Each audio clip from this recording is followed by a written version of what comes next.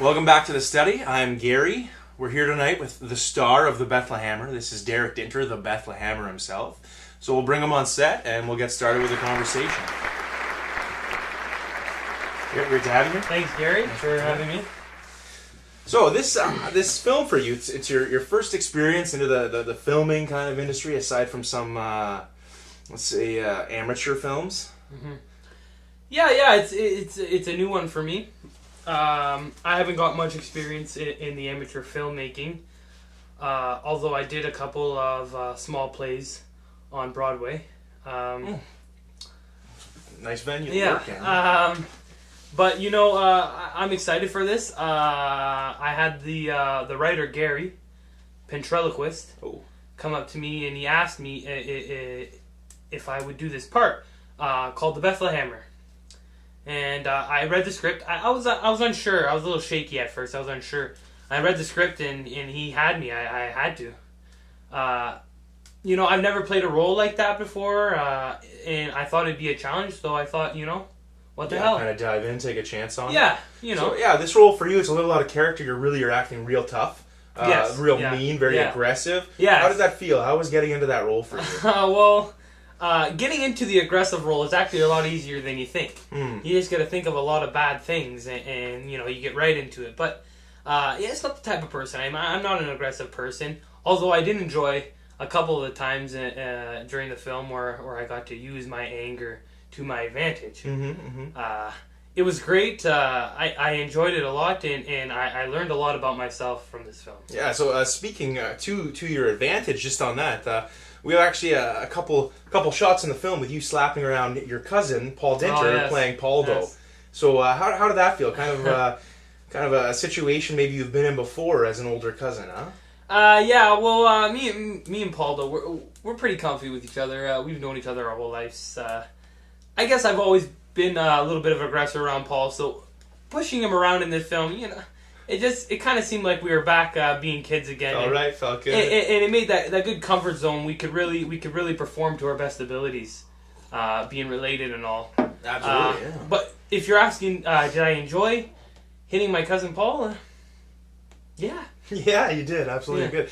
So that's, I guess, the first relationship that you had in the film. Now, the second one, and there's a lot of talk about, a lot of buzz kind of on the internet, chat rooms.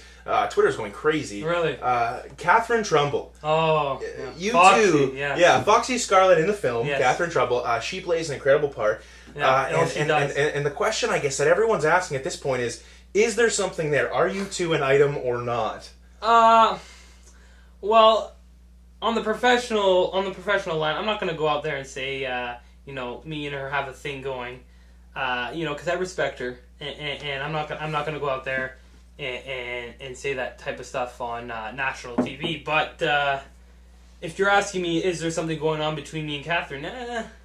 Yes, but no comment. No comment. Yeah. No comment. Yeah, I guess you don't want to divulge any kind of information, so we'll keep it real. Yeah. Secret, kind of leave that one up in the air, huh? Something for the fans. We'll just throw that one. Yeah. Something for them to chew on. That's good. So this film, again, it's new for you, a new experience. Yeah. What would you say was your favorite part of filming? What was your big? That's a tough question there, Gary. My favorite part. Well, I'd have to say all the scenes were quite entertaining for myself, but my favorite parts.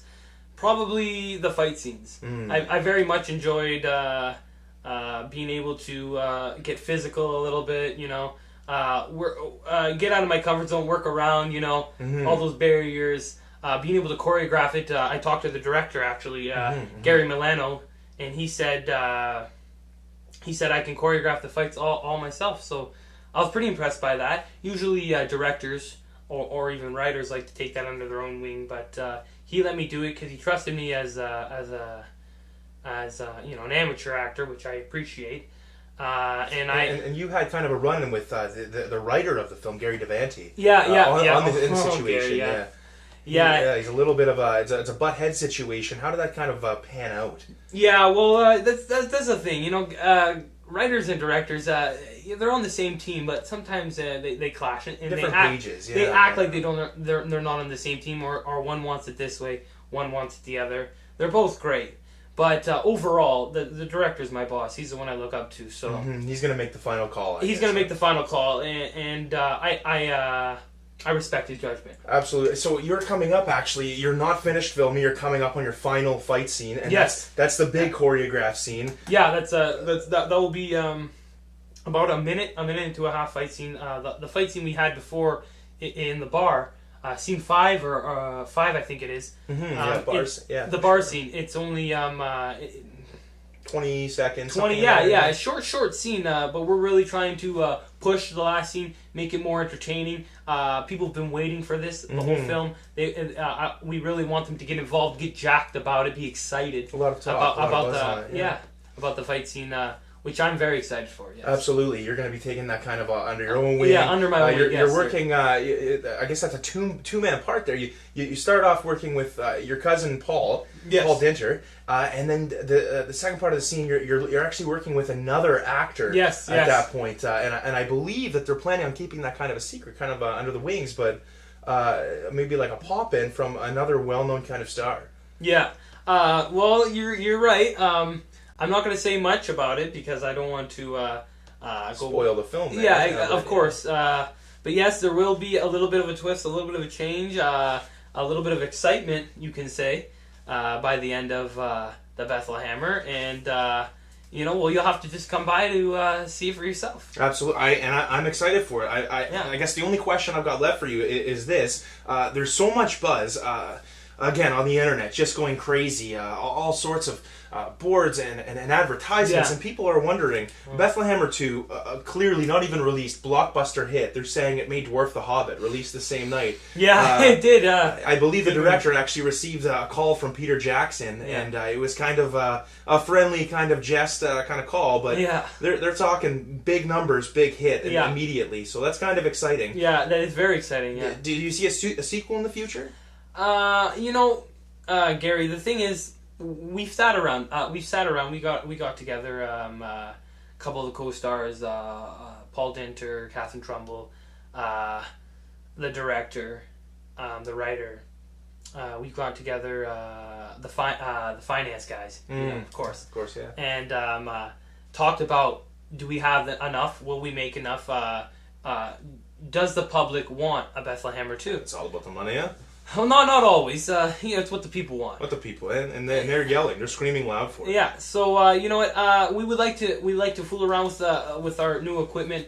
Try and make maybe a couple other little fun films before we hit the big button. But in the future, I could see us doing a BethleHammer 2. Absolutely. It's great to hear. It gets a lot of excitement going at me. A lot of adrenaline right off the bat there. I've heard so many good things about BethleHammer. So.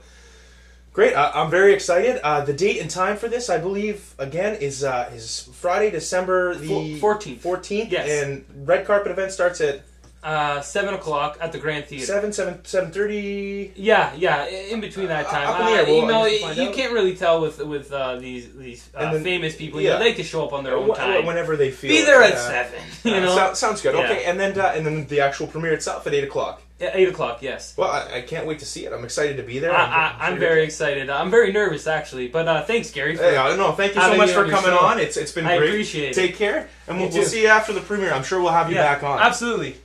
Take care. So thanks again for being with us in this study. Again, I'm Gary, and we'll be back next time with Catherine Trumbull, who plays Foxy Scarlet in the BethleHammer. Tune in soon.